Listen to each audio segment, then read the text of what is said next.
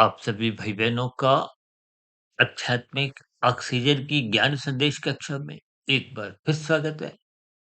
परसों हमने देखी चर्चा रखी थी खाना के ऊपर, यानी कि एक भोगना शब्द के ऊपर। तो कल हमने चर्चा रखी थी जोड़ना शब्द पे, यानी कि एक संग्रह वृत्ति से। और आज हम चर्चा जो एक अंतिम रूप में इस तीन शब्दों की करने जा रहे हैं, वो शब्द है छोड़ना। देखिए, यूं तो आपका हमारा स्वभाव छोड़ने का नहीं है, लेकिन प्रकृति की कुछ ऐसी व्यवस्था है, भले ही मनुष्य बचपन अवस्था में, किशोरावस्था में और युवावस्था में इन सभी स्थितियों पर कोई विशेष चिंतन करता नहीं है। खाने में तो देखिए बचपन अवस्था में ही स्थितियां बनी रहती है, युवावस्था में और विशेष स्तर पर नाचने लगती है। और जोड़ने की प्रवृत्ति तो विशेष रूप से युवावस्था में, प्रौढ़ावस्था में भी छलांगे लगाती है। आज वर्तमान कलयुग के समय में भी लोग वृद्धावस्था में भी धन को एकत्रित करने से चूकते नहीं। भले ही वृद्धावस्था मृत्यु की एक अंतिम स्थितियां है, स्थूल शरीर के मरने के साथ ही आपके हमारी जितनी भी उपलब्धियां हैं स्थूल शरीर के स्तर पर, वो सब समाप्त समझी जाती है।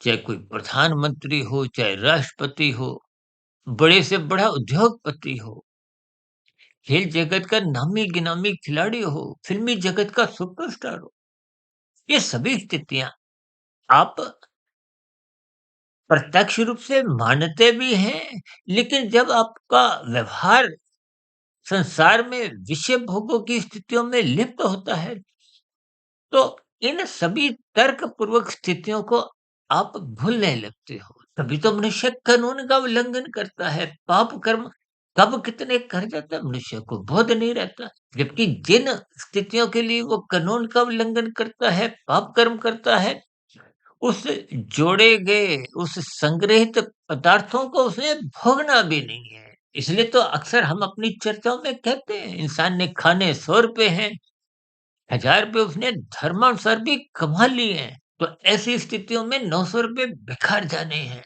व्यर्थ जाने हैं। तो ऐसी स्थितियों में यदि आप लाखों की, करोड़ों की एक हेरा-फेरी करते हो, तो ऐसी स्थितियों में तो देखिए वो जो निषेध स्थितियाँ हैं, चाहे कानून के उल्लंघन के रूप में, चाहे पाप कर्मों की स्थितियाँ, शास्त्र विरुद्ध स्थितियाँ हैं, उनका भुगतान आपको हमें करना पड़ता है। यानी कि यदि धर्मानुसार भी आपने लाखों, करोड़ों कमा भी लिए, वो यहीं छोड़कर जाने हैं। यही ज्ञान उपदेश सिकंदर ने भी अपने जीवन के अंतिम क्षणों में अपने शिष्यों को दिया। लेकिन इन सभी स्थितियों को आप और हम गंभीरता से नहीं लेते। इसलिए हम सभी भाई-बहनों को अपने जीवन में इन 3 शब्दों पर छाना यानी कि भोगना, जोड़ना और छोड़ना। छोड़ना शब्द पर जब अंतिम आपकी अधिक गहरे तल पर चिंतन बना रहेगा, तो निश्चित रूप से आपके हमारे जीवन में एक जोड़ने की प्रवृत्ति कमज़ोर पड़ने लगेगी। जब जोड़ने की प्रवृत्ति कमज़ोर होती है, तो मनुष्य कानून का कभी उल्लंघन नहीं करता, शास्त्र विरुद्ध पाप कर्म नहीं करता, समाज में अन्य मनुष्यों के प्रति, अन्य जीवों के प्रति भी एक सहानुभूति के भाव रखता है। इन सभी स्थितियों को आपको मैं तर्कपूर्वक, ध्यानपूर्वक, गंभीरतापूर्वक इस पर चिंतन करना चाहिए। देखिए आज बैंक्वेट हॉल पे आजकल तो देखिए होटलों में, रेस्टोरेंट में भी कुछ बफे सिस्टम चल गया है। उनका भी तो देखिए आंकलन है कि आपके हमारे भोगने की एक सीमित स्थितियाँ हैं। तो प्रकृति की व्यवस्था में, परमात्मा की इस व्यवस्था में आपको हमें खाने का एक अधिकार है। आप भोगने की स्थितियों तक भी अपने आप को स्थित कर सकते हो, क्योंकि भोग तो आपके हमारे स्थूल शरीर को रोगग्रस्त करते हैं। लेकिन जोड़ने की प्रवृत्ति से आपको हमें बचना चाहिए। ये प्रवृत्ति तभी समाप्त होती है जब आपको इस बात पर एक पक्का विश्वास हो जाएगा कि आपने हमने इस मिले हुए स्थूल शरीर को छोड़ के जाना है।